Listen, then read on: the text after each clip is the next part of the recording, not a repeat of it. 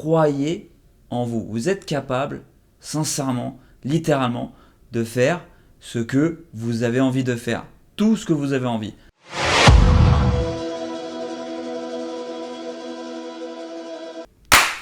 Bonsoir à tous, j'espère que vous allez bien. On se retrouve aujourd'hui pour l'épisode numéro 8 du podcast Business Talk avec un numéro 8. Alex, ça va mon ref ? Ça va être mon ref ? Ça va. Donc comme je vous ai dit dans ce format-là, je continue de vous présenter mes amis qui font du business. Aujourd'hui, on va rencontrer Alex, le roi de l'enjaillement. Il va vous parler de sa vie d'avant, il va vous parler de comment est-ce qu'il implémente l'enjaillement dans sa vie de tous les jours. Et puis on finira par des petites questions rigolotes. Donc voilà, Alex, mon ref, est-ce que tu peux te présenter sommairement, s'il te plaît ? Yes, moi c'est Alexandre. Ça fait maintenant que je suis devenu entrepreneur, quelque chose comme 4-5 ans, vraiment réellement. Avant, j'étais aide-soignant dans la fonction publique. Donc j'ai fait 3-4 ans dans la fonction publique, à enchaîner un petit peu des services, des choses comme ça. Et puis après, j'ai commencé à goûter à l'entrepreneuriat avec ACN, en vrai. Quelle expérience. Exactement. Ouais. Et c'était très très très enrichissant, très très stylé. Et après, j'ai décidé juste de virer complètement parce que j'étais dans un cadre qui me correspondait pas en fait. Trop, c'était incroyable, j'ai appris beaucoup de choses, mais c'était trop fermé en fait. Ok. Donc du coup, Alex, on travaille ensemble sur le business de la salle du temps. C'est le franchisé, le seul et l'unique de la salle du temps. Pour l'instant. Pour la petite histoire avec Alex, donc on avait lancé la première salle en 2018 avec Will. On avait commencé à explorer potentiellement l'idée de faire une franchise. Et un jour, on sort d'un rendez-vous à la Défense. J'avais rendez-vous à la Tour Mazar avec les déterminés pour un partenariat. Et on a le rendez-vous avec Will. Et on sort du rendez-vous vers 10h30, 11h. Je descends, je marche sur l'esplanade et je vois le monde qu'il y a sur la Déf. Et au moment où je vois ça, je lui dis hey, deuxième franchise, ça sert à rien de réfléchir où est-ce qu'on va l'ouvrir. Faut qu'on l'ouvre à la Défense. Et là, il me dit ouais, etc. machin, je veux bien, mais on l'ouvre avec qui ? Et je lui dis Alex, là, il bosse chez Alexis là depuis un moment, il serait pas chaud pour ouvrir ? Et il me dit attends, je vais l'appeler. Et il t'a appelé. Est-ce que tu peux juste raconter ce coup de fil avant qu'on continue ? Tu t'en rappelles ou pas ? Je me rappelle, c'est très drôle. Je me rappelle, clairement, il m'a dit on sort d'un truc avec les déterminés. Je n'ai pas compris trop ce que c'était. Je crois que c'était en mode on a la Défense. Il m'a demandé au fait, t'es devenu gérant avec Alexis ? Parce que j'avais en fait, de base, j'étais rentré avec ce gars-là dans une salle de coaching pareil. Et parce que mon objectif, c'était directement de devenir gérant et de faire la gérance. Donc, ce que j'avais discuté avec ce mec-là de base, qui ne s'est pas fait. Et du coup, il m'avait posé la question à ce moment-là. Je lui ai dit non. Fait, ok. Et puis après, il m'a pris un rendez-vous. Il m'a dit ouais, faut que tu viennes à Asnières. Viens, on prend un rendez-vous. Et c'est comme ça qu'on a repris notre collaboration. Ouais. Parce que comme il disait, on s'est rencontrés sur le marketing de réseau. Moi, j'ai démarré plusieurs fois le marketing de réseau. J'ai démarré avant Londres, j'ai démarré à Londres et j'ai redémarré après Londres. Et c'est après Londres du coup qu'on s'est rencontrés. Il faut savoir qu'Alex était... C'est marrant parce que je pense que c'était le gars... Vas-y, c'est intéressant. Genre en première observation, qu'est-ce que de toi ? Ouais. Gros, t'as démarré et t'as acheté directement pour 400 balles de tes propres produits. Ouais. T'es le mec, et je pense jusqu'à maintenant, que je connais, que je trouve le meilleur en négociation et en vente.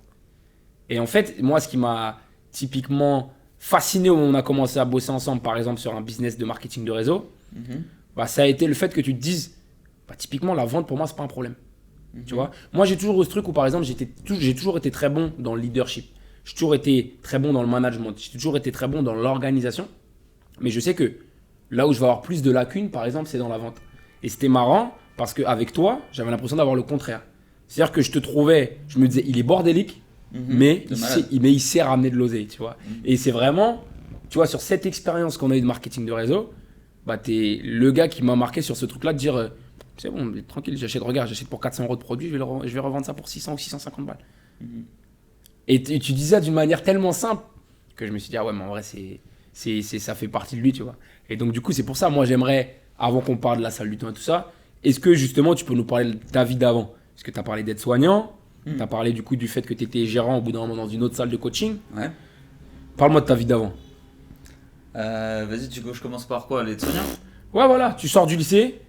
Alors non, en fait, même au lycée. Bon, faut savoir que de base, j'ai bien profité du lycée. Ok, j'ai fait 5 ans. Simple. T'étais dans ton truc. Avec Will. Avec Will. Ouais. Faut savoir que moi, enfin, mon premier redoublage, je l'ai fait en première. Et j'étais avec Will. On est dans le bus et je lui dis. Tu fais quoi toi pour l'année prochaine? Il m'a dit ouais, je redouble et tout, là je veux pas passer avec ces notes là pour le bac. J'ai fait ah ouais? Ok, vas-y, je redouble. Ok. J'ai suivi en mode vas-y, je suis chaud. Et j'étais dans un truc qui me plaisait pas. On était en STI, donc sciences techniques industrielles, donc automate programmable, tout ça. Et en vrai, à l'époque, je faisais que sortir. Et... Tu t'étais retrouvé comment là-dedans à la base? Bah simple, tu sais, t'es un garçon, tu rentres au lycée, on te dit tiens, t'es fort en maths, t'es logique, vas-y, t'aimes bien la physique, t'aimes bien la chimie, t'aimes bien tout ça, STI ça te correspond. Pas le Aussi choix, simple. tu rentres dedans. C'est même pas le choix, c'est qu'en vrai, C'est normal. c'est une directive, ok, bon bah tu dis vas-y je vais tester et tu fais ça quoi. Et en vrai c'était stylé, parce que j'avais un lycée où en fait j'avais une partie, c'était un lycée... général et la partie professionnelle où j'avais quelques cours en partie professionnelle. Donc t'as le lycée général qui disait que c'était le côté obscur, où en fait c'était le lycée pro, tu vois. Et c'était hyper intéressant parce que les matières, en fait j'avais que des profs qui sortaient un petit peu de ce côté, tu vois, je suis prof de lycée général et machin, nan.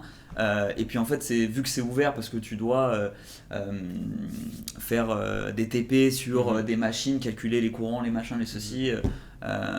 Tu bouges dans la classe, t'as des grandes classes et tout avec plein de matériel et c'est assez stylé et en fait les profs étaient maxi drôles, maxi stylés et voilà, ça t'a changé du cadre, ouais. Ça m'a changé du cadre. Et en fait ce qui s'est passé c'est qu'à partir de l'âge des 17 ans en fait j'ai voulu bosser, donc j'étais encore au lycée vu que j'ai redoublé 2 fois et j'ai été voir simplement ma mère qui est directrice de maison de retraite. Et je lui ai dit, vas-y maman, je veux faire ménage. Je veux bosser, donne-moi un truc, fais-moi faire quelque chose.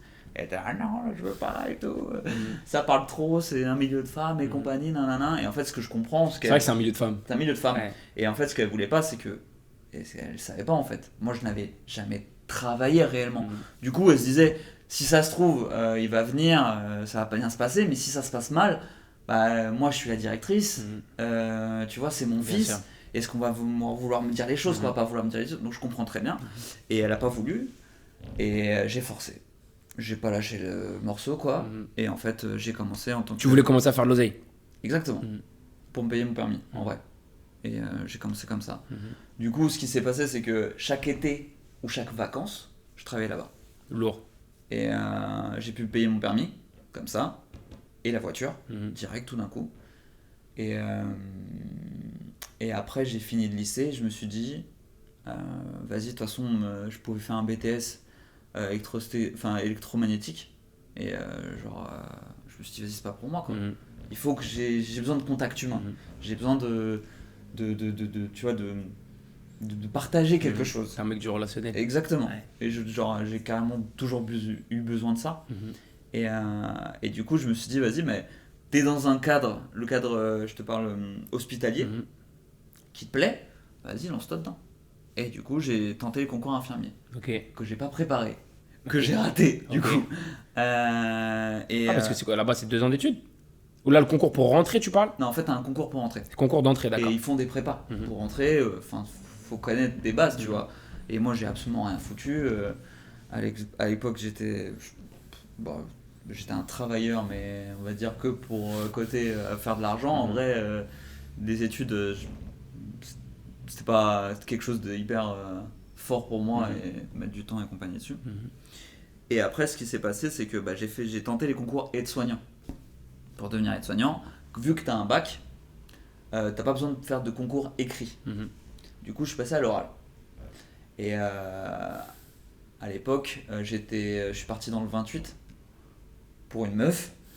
Et du coup, je me dis, super, il y a une école là-bas, vas-y, je me lance, je fais l'école, je fais le concours, donc je passe à l'oral. sur un sujet, pareil, j'avais absolument rien préparé, et je tombe devant 2 personnes, et ça a duré quoi, ouais, 25-30 minutes. Et en vrai, c'était trop marrant parce que genre j'ai rencontré des gens et j'ai tapé la discute, tu vois. Et en fait, ce qui s'est passé, c'est qu'ils m'ont mis 20. En mode. Tu les as eus. Bah, c'est pas que j'ai pas fait quelque chose de parfait parce qu'il n'y a rien de parfait. Par contre, ils se sont dit, ce mec-là, on le veut dans la formation. Du coup, même s'il y a d'autres gens qui ont des bêtes de notes, il y a, je sais pas moi, genre 15 qui ont 18 ou 19, genre lui, on le bloque à 20, comme ça on est sûr qu'il est dans la formation. Donc Alex, super content, refait, je me suis dit ok, super. Et puis j'ai commencé ça comme ça, quoi. Et après, le côté enrichissant dans ce métier-là, c'est que tu peux faire plein de services différents. Du coup, rien que dans les études, dans les stages, ça m'a permis de faire plein de trucs différents. J'ai travaillé en rééducation, j'ai travaillé en psychiatrie, j'ai travaillé pour les handicapés, j'ai travaillé en maison de retraite, j'ai fait plein de trucs différents. Et en plus de ça, étant un homme, vu que c'est un milieu de femmes, t'es demandé, c'est-à-dire qu'en gros, je pouvais enchaîner 2, 3, 4 boulots, 2, 3, 4 services différents. J'ai eu des entretiens d'embauche où genre carrément la cadre de service m'a dit, je vais être honnête avec vous, j'ai pas vu votre CV, j'ai juste vu que vous étiez un homme, je vous ai appelé. Et genre bon bah ok. Donc intéressant de malade et enrichissant de malade. Et c'est là que ça a donc commencé. Tu fais ça. Ouais. Et après il y a la transition coaching. Alors en fait ça c'est venu avec la transition d'abord marketing réseau. Ok. Parce que du coup, ce qui me plaisait dans le côté soignant, c'est que j'avais quand même cette liberté de pouvoir faire des endroits différents, des services différents. J'ai fait plein de services différents, j'ai vu ce que j'avais à voir. Et en gros, j'ai questionné dans les trucs que je faisais, où est-ce que je pouvais aller. Donc j'ai regardé, ok, si je faisais infirmier, il fallait que je retape 2 années d'études complémentaires. Une fois que j'avais fait ça, je pouvais devenir cadre de service. Là, c'est pareil, il fallait que je retape des années d'études. Et en fait, faut que tu saches, en fonction publique, c'est que tout est sous forme d'échelon. Tu restes dans un poste, tu augmentes d'échelon, tu repasses de poste, tu repasses à l'échelon 0, tu dois remonter, ainsi de suite. Donc le processus, il est très très lent. Et en fait, c'est à mon sens, très très mal foutu et pas du tout motivant, ni gratifiant, ni tout ce que tu veux, tu vois. Et du coup, simplement, avec le marketing de réseau, en gros, Willy m'avait fait venir une conférence. Et forcément, t'es un speaker, le mec il a l'habitude, il fait ça avec énergie, passion, tout ce que tu veux. Toi tu te dis ok, vas-y, c'est comme ça que ça marche. Et en fait, je me suis lancé. Et je me suis lancé parce que pour sortir de la zone de confort, créer quelque chose de nouveau. Et puis moi je trouve qu'aussi avec le marketing de réseau, il y a ce côté opportunité. Exactement. Parce que c'est le délire on est bloqué dans nos études. Tu vois, regarde, moi je faisais des études de professeur de PS. Et on me vend le délire de me dire, bah tiens, là tu vas faire un bac plus 5, tu vas démarrer à 1 800 €. Et si tu es agrégé, tu iras toucher 2 500 balles.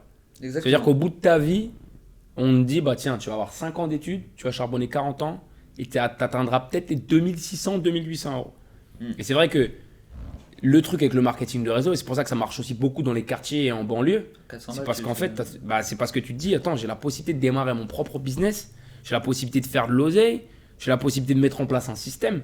Et je pense que c'est une des raisons pour lesquelles c'est aussi populaire et aussi populaire en banlieue chez nous. Chez nous, pardon. Ouais, bah moi, c'est exactement ça. Tu te dis, ok, pour 400 balles, tu as un pack de produits, tu as un site internet, un système comme d'affiliation, quoi. Tu viens, hop, tu as juste à vendre les produits, tu te rembourses et tu peux prendre une commission dessus. Et après, sur tout ce que les gens commandent sur ton site et compagnie. Alors bon, après, on peut discuter sur le marketing de réseau sur lequel tu rentres, les compagnies. Nous, on a fait un truc assez particulier qui englobait beaucoup de choses. Donc ça a été justement très drôle de tester les plusieurs choses. Et en fait, moi, je me suis dirigé sur les trucs sur lesquels j'étais plus à l'aise. Et j'ai testé les trucs. Et les trucs, ils n'ont pas du tout marché. C'est pour ça que tu me disais tout à l'heure, ça me faisait marrer. Sur c'est de côté à l'aise avec la vente. Bah, en vrai, il y a des trucs que j'ai pas réussi à vendre, quoi. Il y a des trucs que j'ai vendus, il y a des trucs que j'ai pas réussi à vendre. Il y a des trucs que j'ai utilisés. Et des trucs que j'ai utilisés, bien sûr. Ah non, je comprends. Et donc tu dis donc du coup transition avec le marketing de réseau dans un premier temps. Exactement, transition. Donc du coup, à l'époque, j'avais fait comme les trucs Tupperware et compagnie. Vas-y, Je suis retombé sur des photos d'ailleurs, je te l'ai montré tout à l'heure. Les collègues, on ramène à Beson, ou alors je fais chez quelqu'un, et ainsi de suite. Et j'ai vendu des produits à mon entourage et compagnie, aux collègues. Et en fait, ça a continué. Et on a fait le Rotterdam. Et là, ce qui était intéressant, c'est que l'énergie... Et en fait, on a assisté à un truc d'entrepreneur, tout simplement. Et t'as juste des mecs qui te disent, voilà, qui te donnent des clés un peu, d'habitude, de mindset, de trucs comme ça. Et toi, t'es là avec tes potes, ton équipe, tu vois qu'il y a des équipes énormes et compagnie. T'es galvanisé par tout ça. On avait tu te rappelles la soirée qu'on a fait là-bas? Non, tu te rappelles comment je te rappelle, toi, la soirée. Tu te rappelles comment j'ai fini en l'air? Moi, je me rappelle de la maison que j'ai louée. Moi, je me rappelle que vous aviez un bed d'Airbnb. Ouais, nous, on avait un autre Airbnb à côté. Et je me rappelle qu'on a fait une soirée. Je me rappelle que ça a teasé. Je me rappelle qu'on a joué au loup-garou. Et que là, ça a fumé. Ça a fumé. Et mon cerveau, il s'est éteint. De malade. Et je me rappelle. J'ai vomi sur la porte d'entrée. Je me rappelle très bien. Ouais. Ouais. C'est une bonne soirée. Ouais, Rotterdam. Ouais. C'est tout ce que je me rappelle de Rotterdam. C'était grave cool. Ouais. Et du coup, voilà. Et après, j'ai continué aide-soignant. J'ai changé de service. J'allais aller en réa, qui est genre un service de malade où genre t'apprends de ouf et tout. Et j'avais fait les demandes et compagnie. Et à côté de ça, je me dis putain. En fait, je me questionnais. Je me dis, je vais faire ça combien de temps? C'est ça que je veux? Est-ce que c'est machin là? Et en vrai, tout bêtement, j'ai eu une fois une discussion avec Willy. Il m'a dit, mais Alex, vas-y, tu kiffes le sport, t'en fais je sais pas combien de fois par semaine. Qu'est-ce que tu te prends la tête là? Vas-y. Et du coup, il m'a dit ça. Il m'a dit, écoute, moi j'ai un. Il te plug à Slimtech. Exactement. Il me plug à Slimtech. Il me dit, voilà. Donc à l'époque, c'était drôle parce que j'avais pas d'expérience. Et en gros. Vous avez fait une première journée ghetto. Une première journée ghetto de malade. Et le truc, c'était que, en gros, ils me prennent pour que je fasse une validation d'acquis. Et du coup, je suis parti sur ça. Et première journée ghetto en mode. Tu sais, moi j'étais en première journée, donc j'étais en mode observation. Et genre, le mec il a dit non, mais ça va pas le faire. Et là il me dit, Alex, genre là ton truc, je vais être sincère. Le mec il a dit que tu y arriveras jamais quoi. Et il fait, donc là c'est simple, on est mercredi, t'as jusqu'à lundi prochain, on va faire une matinée ensemble, t'as jusqu'à lundi pour trouver, il m'avait dit 20 coachings, un truc comme ça. 20 coachings, ouais, c'est ça. 20 personnes. Je crois que il m'a dit ça le mercredi matin, parce que j'avais fait le test le mardi soir. Il me dit ça le mercredi matin. Je crois que le mercredi soir, je crois que j'avais déjà coaché 4 ou 5 personnes. Et j'ai continué la semaine et j'ai fait genre une vingtaine, 20 ou 25 coachings jusqu'au lundi matin. Et genre, je suis arrivé lundi matin, Alex transformé. Ouais. Transformé. T'as vraiment appris sur le tard en rapide, exactement. Tu t'es démerdé. Ouais, en fait, t'as chopé la dynamique super rapidement du coup. Ouais. Donc tu démarres chez lui? Je démarre chez lui et en même temps je me renseigne pour faire la VAE et compagnie, les dossiers, donc c'est hyper long. Ça a duré genre une dizaine de mois. Et tu dois faire des qualifications en plus, tu dois repasser des modules et compagnie. Et du coup voilà, et le délire c'est que moi dès le début, au gars, je lui avais dit, moi je suis là pour, je vais faire la gérance. Je veux pas être juste coach. Je veux pas être juste coach. C'est un bête de métier, un coach. Ouais, mais j'avais déjà ton envie, ambition de... tu vois, de gérer quelque chose. Donc je lui ai dit, moi je veux faire de la gérance. Et il m'avait dit, ok, t'inquiète, pas de souci. Et du coup, on verra à partir de septembre. Et du coup, je fais ça, j'avance, ça se passe maxi bien, tout se passe bien, que ce soit la formation, que ce soit là-bas, les clients ils me kiffent de malade. En fait, même je me suis rendu compte à quel point ça se passait bien parce que lui il a commencé à partir en vacances. Et genre à partir de plus en plus en vacances. Et en gros, il m'a fait confiance littéralement, tu vois. Et surtout quand il a vu que quand il partait des 2-3 semaines, je faisais du. Tu signais des séances d'essai. Je faisais des dizaines ou quinzaines de clients en 2-3 semaines. Il a fait ah ouais, ok. Et, est-ce que tu te rappelles quand toi t'es parti en vacances avec nous à Los Angeles? Oui. Alors ça c'est venu après du coup. Oui c'est vrai, putain, mais t'étais là-bas encore. Et j'étais là-bas Ah encore. bah, je me rappelle. Ouais, j'étais là-bas encore. Ah ouais, c'était incroyable. C'était bien Attends, on marrant, va en ça. parler de ça. Ça, c'était bien Et marrant, du coup, ça. en fait, ce qui s'est passé, c'est que justement, il m'avait dit septembre. J'arrive septembre. Donc je lui ai dit, vas-y, septembre, ça se passe comment la gérance? Ouais, machin, on verra la rentrée et tout. Et en fait, il a décalé. Ce qui était intéressant pour lui parce que en vrai, il me payait à l'époque, j'étais en 35 heures. J'ai Ah, il te paye en commencé, salarié. il me payait en CDI, 1006 et je faisais 35 heures et plus. Tu leur ramenais de l'oseille de. Je leur ai et plus les machines, l'aspirateur, le machin, tout ça, parce que j'avais envie tu vois, je faisais les contrats, les machins, les ceci, ok, il y avait un truc. L'objectif c'était moi d'engranger le plus d'expérience pour être autonome. Et puis ça a tardé, et en fait, ce fameux jour où Willy il m'a appelé en mode vas-y, tu fais quoi? Et vous m'avez demandé de venir ici, et je suis arrivé, et du coup, voilà quoi, ça a posé la Je me question. rappelle pas le premier rendez-vous. En gros, je suis arrivé ici. T'as vu Cowell ou j'étais là? Non, t'étais là, bien sûr, t'étais On là. était là-haut? On était Je me là-haut. rappelle pas. C'était en mode. Bah, en fait, ça a été simple. Parce que moi, le seul souvenir que j'ai, c'est que t'étais chaud direct. Non, oui, exactement. Et En je me gros, rappelle pas du tout de la c'était discussion. très très drôle. Ce qui s'est passé, c'est que Willy me dit, il m'explique qu'en gros, vous avez besoin d'un premier franchisé, quelqu'un qui a l'air insolide, parce que forcément, vu que c'est la première franchise, ça a beaucoup de conséquences. Bien sûr. Et du coup, il se pose et je me souviens, il m'a dit un truc du style, par contre, Alex, genre on va bosser ensemble, genre il a commencé à me parler de ses inquiétudes, genre en gros par rapport à. Vous êtes meilleurs potes, vous connaissez depuis Exactement. 25 ans. Et genre bah tu sais, enfin genre on fait, enfin c'est pas un jeu et compagnie, tu vois. Et je me souviens très bien, en fait, je lui ai répondu. Je fais ok, super. Du coup, ça c'était peur. Bah genre. C'est ton problème. C'est ton problème. Et en fait, du coup, je me souviens, il a fait ok. Et je crois que c'est ça qui a enlevé tous les doutes.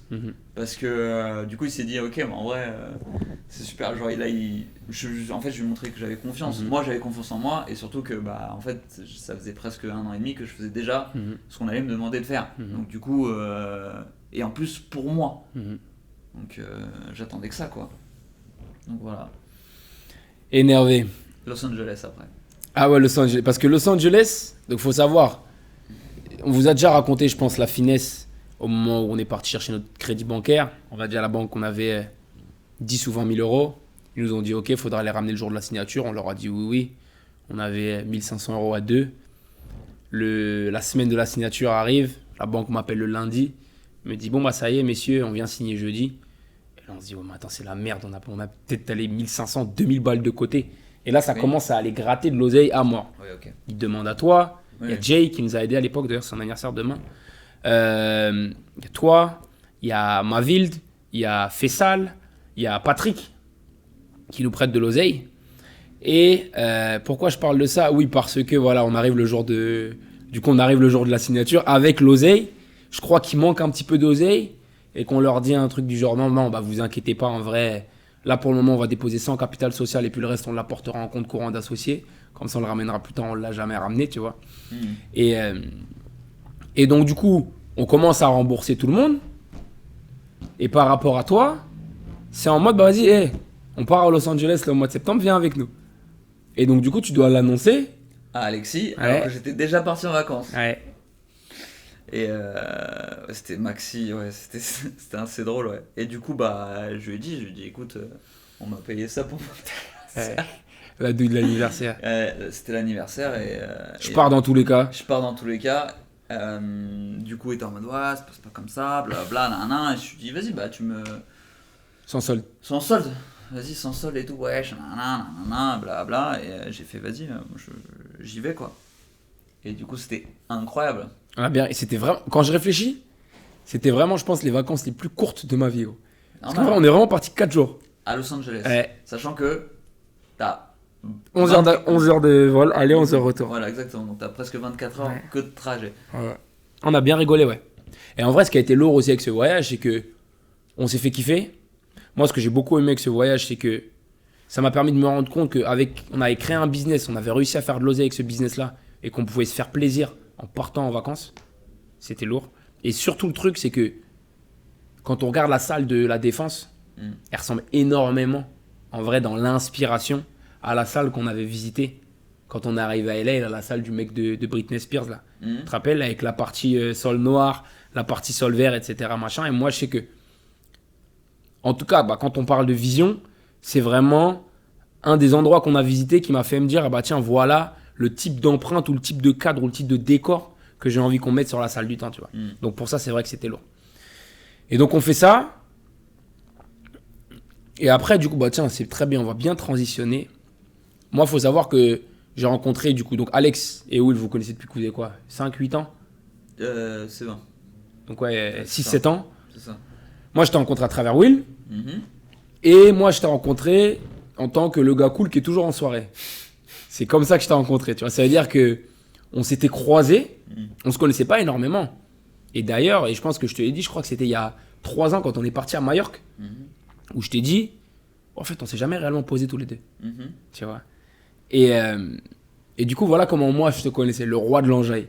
C'est Alex, le mec cool, le mec des soirées, j'ai entendu tes histoires de Don Juan quand t'étais jeune, etc. Machin. Et C'est bon. moi, ce que j'ai trouvé mortel avec toi, c'est que quand t'es arrivé à la salle du temps, bah, en fait, naturellement, t'as pris ce titre de Chief Happiness. T'as pris ce titre de, bah, wesh les gars, là en fait, ça fait 2 ans que vous êtes en train de vous prendre la tête à charbonner, à pas sortir, à pas partir en vacances, à rester cloîtré, à travailler. Non, va pas le main. Voilà, c'est quand qu'on s'enjaille, tu vois. Et c'est vrai que moi, à la fois, j'étais très à l'aise avec le tunnel dans lequel j'étais, à la fois avec justement les plans, les projets, les coups de délire, de plaisir que tu as implémenté à l'intérieur du business. Je me suis dit, ah putain, c'est vrai que ça fait du bien en fait de couper un peu, tu vois. Et donc du coup, bah, moi, ce qui m'intéresse, c'est de savoir, même si ça peut peut-être paraître naturel pour toi et du coup difficile à expliquer, bah, à quel point c'est l'enjaille en vrai dans ta vie où tu as toujours été dans cet environnement très social et comment est-ce que justement tu l'as implémenté à l'intérieur de la salle du temps. Ok, intéressant. Le côté enjaille, en vrai. T'as toujours été comme ça J'ai commencé à être comme ça, au lycée non, au collège. quand j'avais 10 ans. Non, c'est pas. À partir de la 3e, Ok. je dirais. En fait, j'ai commencé avec un pote, dédicace Jérôme Montagna, Mhm. en fait, qui a un sous-sol total, tout simplement aménagé. Et en fait, il a fait une boîte, quoi. Ok. Des fauteuils, il a D'accord. mis son mur de son. Il a vraiment fait une boîte. A vraiment fait une boîte, Ouais. des néons et machin. Et en fait, ça a commencé comme ça, donc du coup, je suis rentré dans un crew et ainsi de suite. Et en fait, je sais pas, c'est venu assez naturellement, dans le sens où je pense que j'avais de l'énergie à revendre, il me semble, et surtout à partager aussi.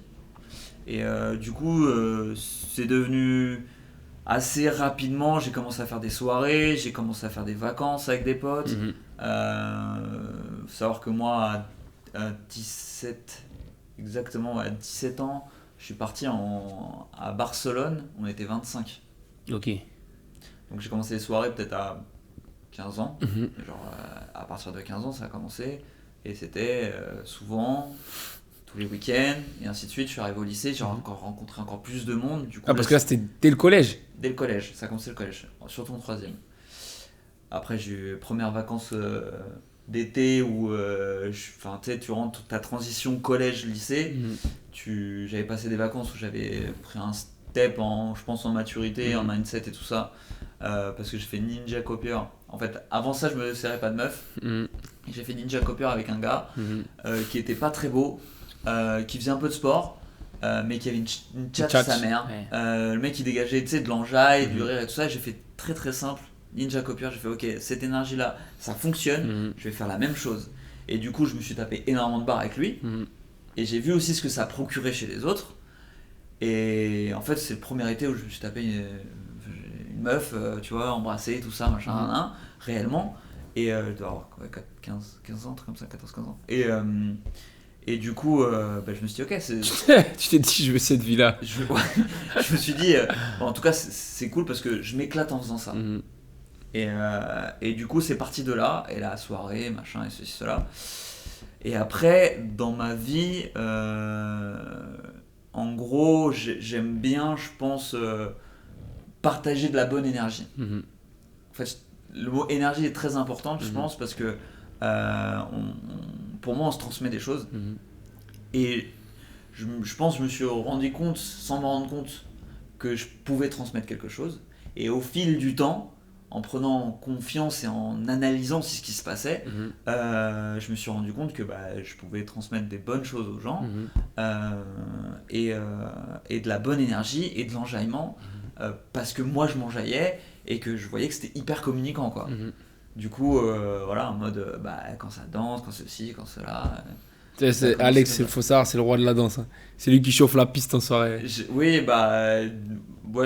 en fait, depuis assez jeune, même, ce qui se passait, c'est que dans le groupe que j'avais de potes, tout simplement, j'étais quasiment aussi le seul gars à danser, tu vois. Il y avait peut-être deux. Mais en vrai, les autres gars qui dansaient, ils dansaient pas aussi souvent. Ouais. Et moi, je m'en battais la rage, j'étais là, ça dansait et tout. C'est l'énergie. L'énergie, c'était cool, je passais un bon moment, je rigolais avec tout le monde. Et voilà, quoi. Et comme je t'ai dit, je pense que j'ai aussi eu le retour de cette énergie-là, parce qu'on me demandait, dès que je passais à un endroit où je rencontrais des gens, on me redemandait de passer, ou on me recontactait et compagnie. Et puis ça a commencé comme ça, quoi. Énervé. Et donc, du coup, comment est-ce que tu as mis ça dans la salle du temps ? C'est une très bonne question. Comment j'ai mis ça ? En fait, j'ai commencé, déjà j'étais seul. À la def ? Ouais, en gros, quand j'ai commencé le coaching, c'était simple, parce que c'était quelque chose que je savais faire. Ça faisait 2 ans, presque 2 ans et demi que je faisais ça. Donc j'avais cette énergie de transmission de tout ce que tu veux et compagnie, c'était rodé. C'est quand il y a commencé à avoir les autres coachs. C'est qui les premiers qui sont arrivés ? Dunio, Dodo ? Alors il y a eu Dunio, il y a eu Jean et il y a eu Salat. Salat, c'est vrai. 3 premiers. Et Dodo, il est venu après, au final. Et du coup, en fait, je suis arrivé et ils se formaient. Ils étaient en BP. Et en plus de ça, ils étaient là, et moi je revenais sur leur coaching, on discutait, ceci, cela, sur comment ils pouvaient gérer plusieurs personnes, comment ceci, cela. Et en gros, assez rapidement, j'ai eu des nouvelles rencontres aussi avec des personnes, en disant voilà un peu qui j'étais, comment je voyais les choses, ceci, cela. Et en fait, déjà très très tôt, le premier truc que j'ai voulu faire, c'est de faire une après-midi où on se rejoignait tous à la salle. Et on kiffait, on s'entraînait ensemble, vas-y, musique à fond, sauna, on se tapait des barres. Il fallait que ça soit l'enjaille. Et souviens-toi, au début, on se faisait un apéro tous les samedis. Putain, c'est vrai, et ça teasait. C'est vrai, tous les samedis. C'est vrai, ça. Ouais, exactement. On est vraiment devenus beaucoup plus sérieux. En fait, moi, j'ai vraiment l'impression que tu vois, il y a beaucoup de sociétés qui peuvent parler de team building, etc., machin, où ils vont essayer de faire des événements. Et toi, il y a le truc où, en fait, t'as vraiment normalisé ça.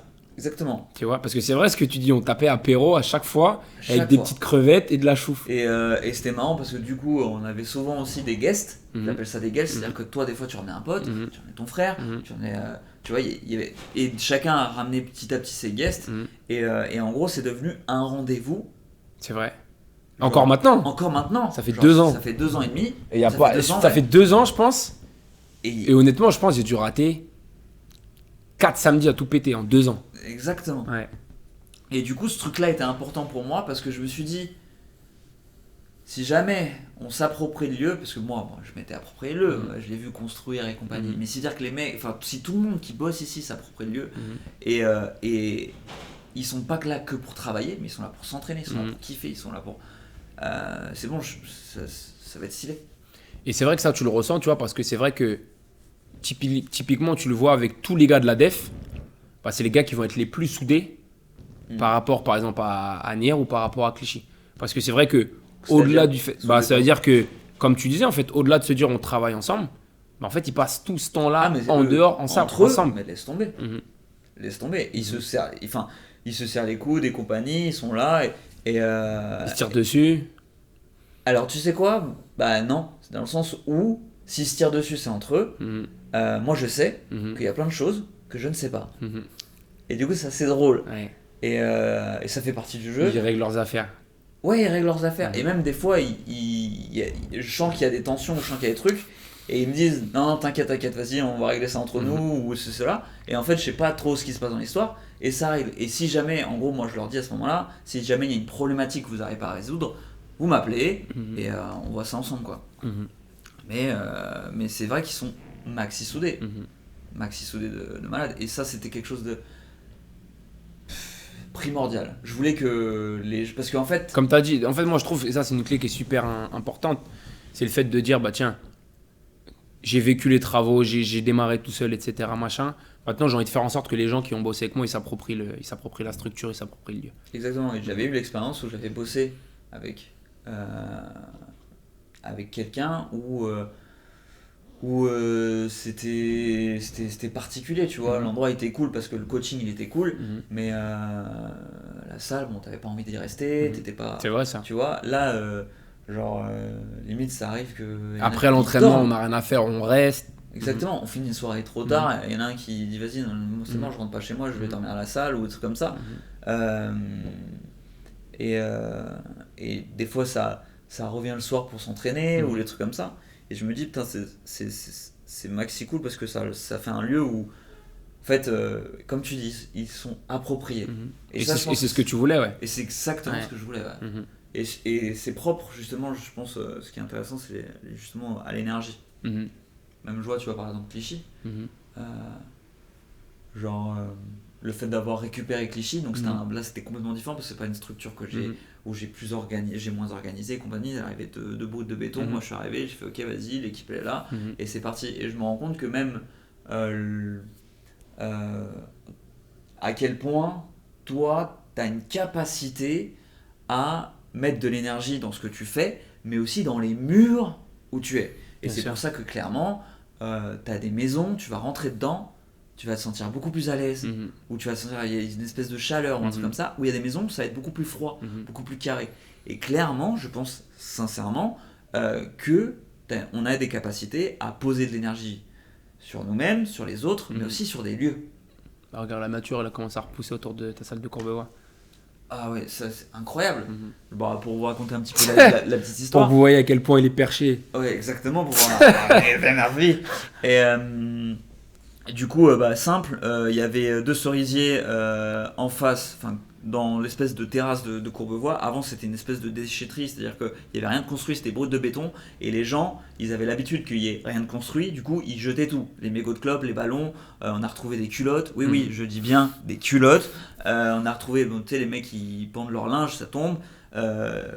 Au début, quand on a construit les trucs, la terrasse, il y a des gens, ils avaient encore l'habitude de jeter leurs poubelles, par la fenêtre d'immeuble. C'est vrai que c'était dégueulasse. C'était dégueulasse. Bref. Et du coup, ce qui se passait, c'est que il y avait deux cerisiers qui étaient littéralement en train de crever, quoi. Et juste nous, on est arrivé. Je les ai pas arrosés, les cerisiers. J'ai rien fait pour eux. Tu vois. Et ils sont repartis. Juste parce qu'il y a du passage, juste parce qu'il y a des gens qui vivent, qui viennent, c'est incroyable. L'énergie. L'énergie. L'énergie, j'aime bien. Alright, donc écoute, ça je trouve ça mortel. Moi, il y a un deuxième sujet que j'ai envie d'aborder avec toi. Ouais. C'est le fait que t'es papa. Ouais. T'as une fille. Ouais. Qui a 3 ans. Qui a eu 3 ans en novembre dernier, ouais. Moi, j'ai pas d'enfant. Ouais. Déclaré. Peut-être un jour. Connu, voilà, je décroche plus mon téléphone, mais j'ai pas d'enfant. Ouais. Moi, ce que je voulais savoir, c'est comment est-ce que tu arrives à gérer à la fois ta fille et le business, surtout qu'en plus, toi, tu as la particularité d'avoir les deux qui sont arrivés pratiquement en même temps. Ouais. Ça veut dire que ouais. quand tu sais que elle est en chemin, tu es aux abords de signer le crédit ou il y a des trucs comme ça. Alors, ouais, complètement. En gros, c'est arrivé. C'était une surprise dans le sens où la personne avec qui j'étais, du coup, qui est la mère de ma fille, Peace. Du coup, ça sera peut-être coupé au montage. Personnellement, j'avais envie d'enfant avec elle, mais pas tout de suite, parce que j'ai ce projet-là qui arrivait en compte. Et moi, ma plus grande peur, c'était que je puisse pas je peux pas profiter justement de ma fille, enfin du coup de l'enfant et de la naissance de l'enfant et après et c'est cela parce que avoir un enfant pour moi c'était quelque chose de très important, c'était quelque chose de très très voulu en tant que projet de vie, en tant que j'avais envie d'avoir un enfant et de partager le plus de choses que j'ai envie avec cet enfant là et du coup, c'est venu comme ça, par surprise. Ça a été très compliqué de savoir, ça a mis du temps pour que vraiment je prenne la décision personnelle de me dire, ok, c'est bon, je vais assumer, c'est maintenant. Au début, j'ai eu peut-être quand même une semaine de réflexion. Ma première réponse que j'ai eue, c'est que je lui ai dit, non. Dit c'est pas le moment. C'est pas le moment parce que forcément je parlais beaucoup avec mes peurs. C'est pas le moment parce que j'allais construire ça, parce que ça allait être compliqué, pas ceci, cela. Et du coup, elle forcément, elle a réagi comme elle pouvait, surtout que faut savoir que ce qui est sûr, c'est qu'on réagit pas de la même façon en tant qu'homme et femme, parce que quand tu es une femme, tu te rends compte que tu as un enfant, que tu vois que tu as un enfant, déjà il faut savoir que ton taux d'hormones il explose et en plus de ça tu as quelque chose qui vit en toi, il vit en moi. L'énergie. L'énergie et du coup forcément t'es plus amené à dire mais non mais moi je veux cette vie et puis je suis avec toi, ça se passe bien, je voulais un enfant, blablabla. Donc, et moi j'avais tellement de peur, donc on a discuté beaucoup de nos peurs. Ça a duré une semaine quasiment, ouais, où moi au début j'avais dit non, je lui ai dit on prend rendez-vous. Et ça m'avait déjà soulagé parce que je me suis dit ok, je vais avoir le temps de réflexion, j'ai une semaine pour le rendez-vous. Et j'ai eu des montées, des je le garde, je garde pas, je garde pas. Et en fait, ce que j'ai fait, et ce que je fais sur la plupart en fait, de mes décisions de vie, c'est quand je suis en doute, je vais voir le plus de personnes possible pour poser des questions, pour avoir des avis différents. Peu importe, que ça soit âge, que ça soit sexe, que ça soit... Je vais poser le plus de questions possible parce que je me suis dit, plus j'ai de questions, plus j'ai de retours, plus d'informations, et plus je vais pouvoir prendre ce qui moi me concerne, ce qui moi me peut m'être utile, et ce qui moi résonne en moi. Et du coup, là, ce qui se passait, c'est que vu que je vais avoir une société, entrepreneur et compagnie, j'ai été voir des entrepreneurs. Parce qu'il y a un truc qui, forcément qui est en corrélation, c'est-à-dire que tout simplement, si je veux apprendre à dunker, je vais pas aller voir ma mère. Tu vois, même si je l'aime de tout mon cœur. Même si je l'aime de tout mon cœur, vraiment, voilà. Parce qu'elle sait pas dunker. Par contre, du coup, je vais aller voir un basketteur pro qui va me donner plein de conseils, forcément. Même déjà si c'est pas le meilleur des pédagogues, il a une technicité, il a quelque chose qui pourra m'apporter. Bon, on en revient aux mêmes choses, donc j'étais voir le plus d'entrepreneurs possible, des gens qui avaient des petites, des grandes, des petites sociétés, des grandes sociétés, des femmes entrepreneuses aussi. Genre, j'ai été voir pour poser plus de questions et du coup voilà, j'ai pris ma décision, j'ai dit vas-y c'est parti pour l'aventure. Et sacrée aventure du coup, pour le coup. Donc ma plus grande peur que j'avais, c'était de pas pouvoir passer du temps avec ma fille. Et à l'époque, parce que je dis à l'époque parce qu'effectivement je suis maintenant séparé, avec la mère de ma fille. Et du coup, de lui dire à elle que moi ma peur c'était qu'elle n'assume pas la situation. Voilà.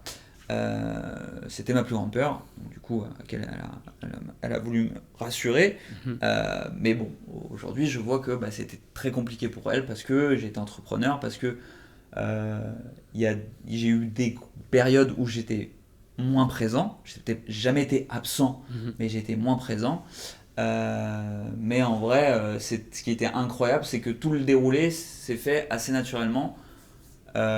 Pour la particularité, j'ai eu l'acceptation du crédit pour la banque sur le même mois, jour donc naissance de ma fille et les darons. Et mes darons qui se séparent. Donc là, t'avais tout sur le même mois. C'était une guerre nucléaire. Comment t'as géré ça émotionnellement ? Avec des grosses épaules. Parce que, en vrai, et même pas, parce qu'en vrai, j'avais tellement... Je me suis pas laissé le choix. Je me suis dit, ok Alex, naissance de ta fille. t'as les crédits, donc putain, en plus c'est vrai, tu sais que je m'en souviens même dans la maternité, j'étais en train de revoir le prévisionnel avec Cécile, donc la banquière qui s'occupait du projet, c'était incroyable. Et mes parents qui se séparaient tout simplement, tu vois, et qui se séparaient pas en bons termes, pas, même pour eux c'était trop émotionnel. J'ai fait quelque chose, je sais pas si c'est bien ou pas bien, mais je l'ai fait, c'est que vu que c'était le bordel, je leur ai dit, écoutez, moi, donc ma fille est née, l'acceptation du prêt, et j'aurais dit, écoutez, moi il me reste 10 jours de congé paternité, donc vous me prenez une date, on se voit tous les trois pour ces 10 jours, et vous mettez tout à plat sur qu'est-ce que vous allez faire, la maison, le tout, le machin, parce que après, moi, j'aurai plus le temps, c'est plus possible. Et du coup, voilà, et puis ouais, en fait, je me suis pas laissé le choix, en mode, tout ça, c'est quelque chose que je voulais, dans le sens, à part la séparation de mes parents, mais bon, la naissance de ma fille, c'est ce que je voulais, les crédits c'était ce que je voulais, donc vas-y, t'as pas le choix, t'y vas, et t'avances, et tu fais du mieux que tu peux. Mon objectif, c'était vraiment, parce qu'il y a des choses que t'apprends sur le tas, en fait, tu peux te dire, vas-y, je veux faire ça, je veux faire ci, tu fais le mieux que tu peux, en vrai. Donc voilà. Incroyable. Quand on parle de... J'allais te tailler. J'allais dire, quand on parle de charge mentale, là pour le coup il y avait de la charge mentale. Ouais, et en fait c'est assez fou des fois, parce que t'as l'impression que... Tu m'as dit une chose la dernière fois, tu m'as dit c'est marrant, parce que toi quand t'as des problèmes... Il y a tout qui arrive en même temps. Il y a tout qui arrive en même temps. C'est vrai ça. Et c'est vrai, et ouais, bah, frère... T'as des périodes toi, J'ai des périodes de problématiques. T'as des périodes de rush. Mais comme tout le monde je pense. Bah, en tout cas ça a tendance Oui, à se mélanger, ou à, voilà, tu peux avoir du pro, du perso, etc. Je trouvais ça stylé. Ouais, écoute, comme nous tous en vrai, t'as dit quoi? C'était sur l'organisation aussi. Bah en fait, ouais, c'était même par rapport au fait que, comme nous tous en vrai, t'es passé de la case je suis salarié ou je suis à mon compte, Ouais. à d'un coup je me lance dans le business. Je posais la question à Oussama, SO Oussama, qui bien sûr a fait le mec et m'a dit moi j'aime pas les conseils. Mais moi la question que j'ai justement, c'est que par rapport à la cible qu'on a, qui sont souvent des jeunes, qui veulent se lancer dans le business, qui peuvent vouloir se lancer ou qui peuvent être sur les démarrages, c'est quoi un ou des conseils que tu vois, que tu pourrais leur donner ou que tu aurais aimé avoir toi quand tu as démarré?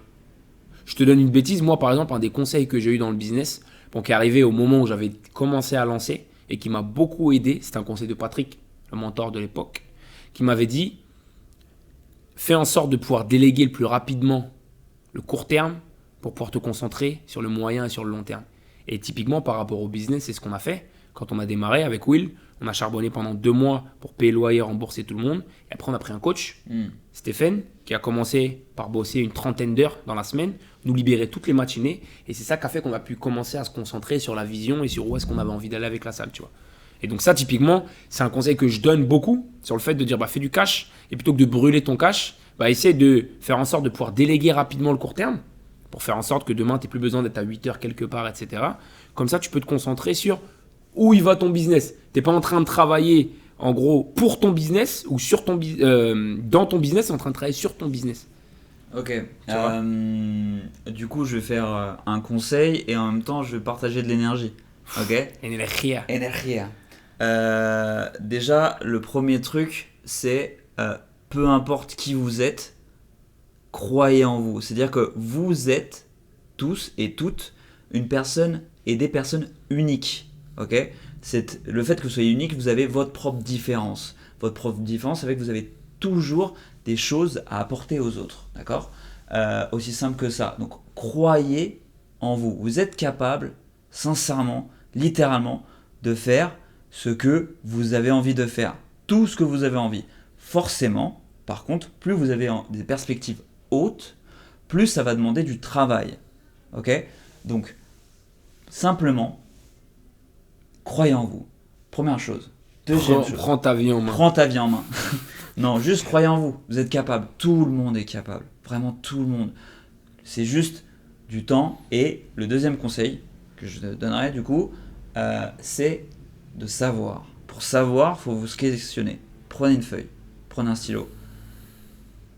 Voilà, et écrivez. Qu'est-ce que vous voulez faire ? Où est-ce que vous voulez aller ? Combien vous voulez par mois ? plus vous êtes clair avec ce que vous avez envie, plus vous allez pouvoir y arriver. Ça, je pense que c'est un des meilleurs conseils que j'ai vu et que j'ai eu parce que, en fait, tu matérialises. Il faut aller step by step. Dans le sens où, ouais, c'est super. Écrivez sur une feuille, je veux gagner 1 million d'euros par mois. Faut y croire. Commencez par des choses que vous vous sentez capable de faire. On revient sur le fait de la croyance. Capable, ok ? Genre par exemple, tout simplement, je vous dis une bêtise, genre à partir de demain, vous voulez générer 3 000 euros par mois, écrivez-le. Et après, ok, comment je fais ? Combien j'ai besoin de clients ? Combien j'ai besoin de prospects ? Où est-ce que je veux aller ? C'est quoi le domaine ? Ça va vous permettre de vous questionner sur vous et d'apprendre sur ce que vous voulez. Et après, un petit troisième... Ou un truc là, pour le coup, un truc que tu as appris en faisant du business. L'entourage. Ouah, tu le vois dans plein de trucs de dev personnel, l'entourage. En fait, l'entourage, ça fait beaucoup parce que justement, quand vous êtes entouré de personnes comme ça qui travaillent, hein, bravo, hein, SO. Voilà, SO, un des plus grands charbonneurs que je connaisse, hein, c'est motivant. En gros, dites-vous que toutes les personnes que vous voyez qui kiffent, que vous kiffez ce qu'ils font, vous êtes capable de le faire. C'est juste que eux, ils ont passé plus de temps que vous. Voilà. Ils ont passé beaucoup plus de temps que vous. Sinon, vous êtes vraiment capable de faire tout. C'est intéressant ce que tu dis par rapport à l'entourage, et j'en parlais, je sais plus avec qui récemment. Ouais, l'entourage. Et en fait, moi, je sais que par exemple, le premier truc, c'est que j'avais peur de me séparer d'une partie de mon entourage parce que j'avais peur d'être jugé par cet entourage-là, tu vois. Et c'est vrai que quand je me suis rendu compte que de toute façon, ces gens-là n'allaient pas être mes clients, parce que je l'aurais su déjà s'ils avaient consommé mon produit, et que d'autre part, en vrai, ces gens-là, j'en avais pas besoin, j'ai vraiment fait une coupure qui était nette. Tu vois, moi, pour le coup, je suis entouré par tout le monde et je donne du temps et de l'énergie à tout le monde, à d'un coup, laisse-moi ne m'entourer que des gens que j'aime, avec qui je fais des affaires et qui sont proches de moi. Tu vois, et c'est vrai que le gain de temps et d'espace mental que j'ai récupéré au moment où j'ai fait ça, il a été considérable. Moi aussi, j'ai eu une transition difficile par rapport à... Effectivement, tu sais, tout simplement des potes ou des amis d'enfance ou des choses comme ça qui veulent pas les mêmes choses et ils ont le droit et c'est cool, mais du coup des fois ça t'arrive, t'es dans des soirées où t'es avec eux et en gros même t'es gêné et en fait ce jugement en fait c'est de toi-même hein, que tu le perçois, eux ça se trouve ils en ont strictement rien à foutre. Mais tu peux avoir des gênances de tiens, même en fait, genre. T'as changé. Non, mais toi, tu fais tellement de choses que t'as trop de trucs à raconter. Et tu sais, t'es là, tu dis est-ce que je vais les gêner? Est-ce qu'ils s'en battent les couilles? Ils s'en battent pas les couilles. Et en fait, t'es dans un mood où des fois tu vas pas aller aux mêmes vitesses et t'as pas envie de passer pour le mec qui se la pète ou quoi que ce soit, tu vois. Et du coup, forcément, t'as des gens que tu perds. Après, moi j'ai des gens que j'ai gardés qui n'ont pas forcément le même mindset, mais que je vais avoir besoin de voir de temps en temps. Et ça me fait du bien parce que ça me fait des personnes qui on va pouvoir discuter et qui vont avoir des perspectives qui sont complètement différentes. Et au contraire, ça va me faire voir d'une vision qui est différente. Et je vais toujours prendre ça hyper positivement, quoi. Donc, le troisième conseil, l'entourage. L'entourage, parce que en vrai, ça motive. Autant vous, ça vous galvanise, mais même les autres, tu vois. Je pense que c'est incroyable ce qu'on a créé au sein de la salle du temps, c'est qu'on se pousse les uns les autres par rapport à nos actions, par rapport à tout. On revient sur le fait, nos différences, nos personnalités, mais on a ce truc de ok, on veut des libertés financières. On se retrouve sur les mêmes valeurs. Voilà, on a des valeurs de travail, mais en même temps en amitié. On travaille avec nos amis. Les gens avec qui on travaille deviennent nos amis, et ainsi de suite. Et ces notions de partage, ces notions de s'élever ensemble. Et ça galvanise, quoi. Donc voilà, l'entourage très important. Et croyez en vous. L'entourage, bébé. Je sais pas Voilà. je sais même pas s'ils connaissent ça, c'est des petits jeunes. Magnifique, mon ref. Bon, pour finir, je pose toujours au gars une dernière question. Vu qu'ils me connaissent, vu que tu me connais. Ouais. Est-ce que, par rapport à ce que je fais, il y a peut-être des angles morts, des trucs dont j'ai pas parlé que tu vois, qui pourraient aider cette cible-là? Souvent, on parle de la discipline, de la rigueur. Osama, il a voulu aller à contre-courant et m'a demandé quelles étaient mes faiblesses ou quelles étaient les choses que je n'assumais pas. Par exemple. Hyper intéressant. C'était intéressant. On en a parlé pendant un quart d'heure. Ok. C'était intéressant, ouais. Justement, non, c'était ce que j'assumais pas. Et ce qui ressortait, justement, c'est tout ce qui tourne autour des faiblesses. Tu vois. Mais gros, fallait regarder l'épisode, gros. C'est quoi le truc le plus difficile que t'as fait sur ces 3 dernières années? Le plus difficile? Truc à mettre en place, ou changement, ou habitude. Parce que alors, c'est ça aussi. 3 dernières années, on est en 2023. Donc 2020, c'est le début de Covid. Ouais, c'est vrai. Le premier truc qui me vient à l'esprit, c'est le fait d'apprendre à se détacher émotionnellement du business. Moi, ça a été la plus grosse difficulté que j'ai eue. Ça veut dire que je me suis impliqué dans le business de la salle du temps à un tel point que je suis devenu la salle du temps. Quand je dis je suis devenu la salle du temps, c'est-à-dire que je suis devenu la salle du temps et j'en ai pris les éloges quand tout se passait bien. Mais j'ai aussi pris des coups de déprime sa mère quand les gens critiquaient le produit. Ouais. Tu vois. Et typiquement, pendant le Covid, il y a eu toute cette période de la salle est fermée, la salle du temps, c'est associé au bien-être. Pour les gens, on est leur bien-être. Pendant le Covid, ils perdent leur bien-être, donc c'est la responsabilité de la salle du temps. Et on nous tire dessus, tu vois. Et c'est vrai que le premier mois, j'en avais parlé avec Osama, je pétais les plombs. Et ce que j'avais fait, c'est que j'avais commencé à désactiver toutes mes notifications. Je traitais mes mails 1 heure par jour uniquement. Tellement, en fait, ça me mettait un coup de déprime chaque fois que je lisais des mails de critique par rapport à notre service, par rapport aux produits de la salle du temps, tu vois. Et le premier mois et demi de Covid, alors, à la fois, ça ne m'a pas du tout empêché de gérer tout ce qu'il y avait à gérer. Par contre, en termes de fatigue émotionnelle, c'était l'enfer. Tu vois. Donc, je dirais la leçon que j'ai appris un petit peu de façon difficile, ça a été le fait d'apprendre à se détacher émotionnellement du business. Une personne, elle est énervée contre ton produit, elle n'est pas énervée contre toi en tant que personne, tu vois. Ça te touche. Ça touche. Ah ouais, et moi, c'était ton bébé. Exactement. Donc ça, c'est un truc, mais je réfléchissais s'il y avait autre chose. La question, c'est qu'est-ce qui a été le plus difficile à vivre, hein. Qu'est-ce qui a été le plus difficile à vivre par rapport au business? Ou qu'il est peut-être aujourd'hui, hein.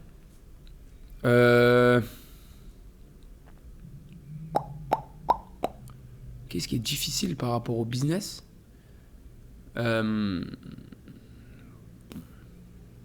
Ça déchire le business. C'est vrai que c'est bon. Non, je sais qu'il y a eu un deuxième challenge que j'ai eu, c'est que Ok, un step que t'as eu besoin. un step que j'ai eu besoin de passer. Exactement. Ça a été Prise le de fait de me conscience. dire il faut que j'arrête de faire que du la salle du temps, il faut que je me diversifie. Ok. Tu vois, c'est-à-dire Ouais, que c'est intéressant, ouais. c'est bien, je me mets dans la salle du temps à fond et je sais que j'ai eu besoin de me mettre dans la salle du temps à fond parce que par rapport au fait d'avancer de la façon dans laquelle j'avance, énormément la frustration, etc. Si je m'étais détaché et qu'il y avait eu un pet dans la salle du temps, je me serais énormément culpabilisé d'avoir mis moins d'énergie à l'intérieur.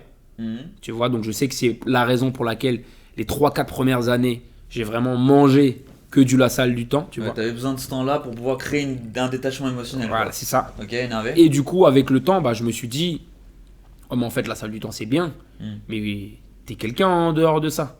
Tu vois, c'est quoi tes projets perso? Tu vois, qu'est-ce que tu as envie de faire? Tiens, j'ai envie de créer une plateforme sur YouTube et d'aller chercher de la notoriété là-dessus. Tu vois, j'ai envie de m'impliquer dans le sport de combat parce que j'ai envie de rentrer dans la cage. Tu vois, j'ai envie de. Et tu vois, et tout ce truc-là, il a été très difficile à créer parce que je m'étais tellement mis de barrières par rapport au fait de me dire si je lâche ça, si je mets moins d'énergie dedans ou si je me diversifie, ça va tomber, ça va se casser, que j'ai eu une grosse période de transition et je pense que jusqu'à maintenant encore, j'ai encore des limites, j'ai encore des barrières mentales par rapport à ça. Tu vois, sur le fait de me dire putain, si demain ça pète et que j'avais commencé à mettre 10% de mon énergie ailleurs, je vais m'en vouloir et ça va me casser les couilles. Tu vois. Donc ça, je dirais que c'est le deuxième truc qui a été difficile. Et je te retourne la question. C'était quoi le truc le plus difficile des 3 dernières années? En vrai, le lancement de la salle, Courbes. Courbevoie, parce que en gros c'est simple, c'était en plein Covid. C'est-à-dire que les travaux ont commencé pendant 2 ou 3 semaines, confinement. Donc tout le monde confiné. Donc les travaux, au lieu qui durent 3 mois, ils ont duré 7 ou 8 mois. Mhm.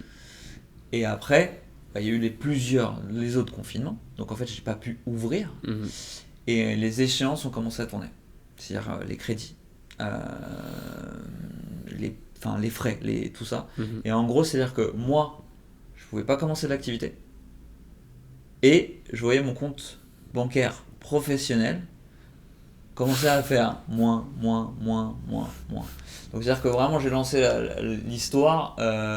En fait, c'est simple, j'ai ouvert la salle. Je vais le dire, hein, j'étais à moins 8 000 € sur le compte bancaire.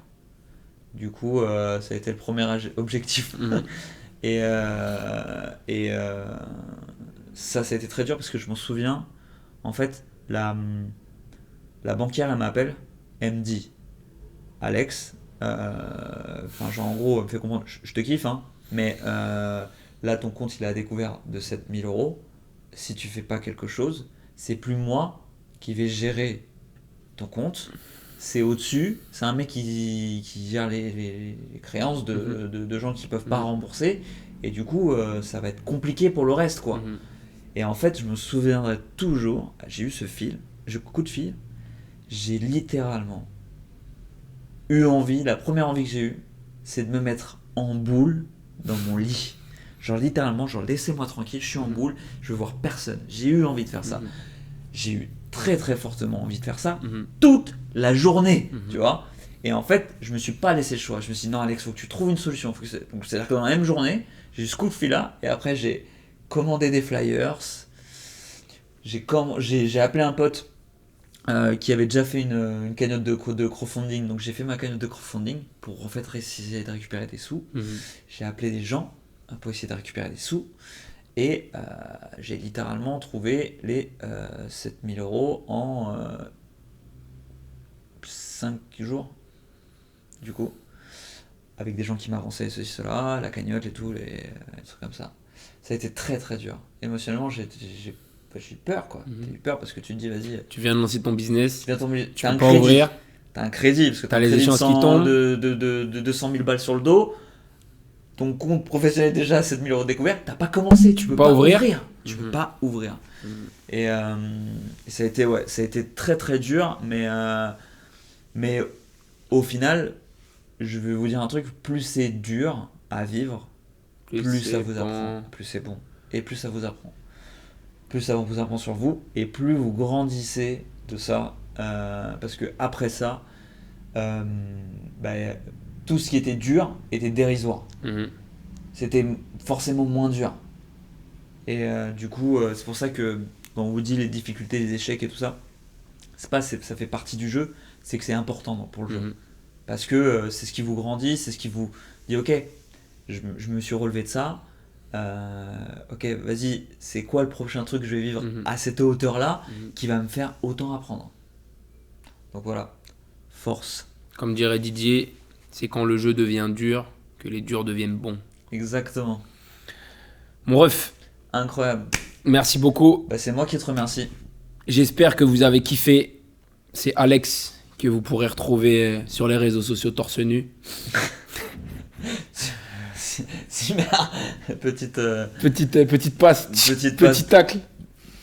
Merci à tous d'avoir assisté à ce nouveau podcast avec Alex. Voilà. Si vous avez des questions, n'hésitez pas à les poser dans les commentaires. N'hésitez pas à aller suivre Alex sur les réseaux sociaux. N'hésitez pas à partager ça et notamment ses conseils. Et tous les réseaux sociaux. Je vais le mettre, non, je vais le mettre dans la description. Ne me fais pas faire du montage. Ah merde, il sera là, il sera pas là, il sera là. Et n'hésitez pas à liker, commenter, partager la vidéo pour l'algorithme. Faites pas les crevards. Regardez le contenu qui sort 2-3 fois par semaine. Personne ne fait ça sur YouTube, donc on respecte. Et puis voilà, à bientôt. Peace.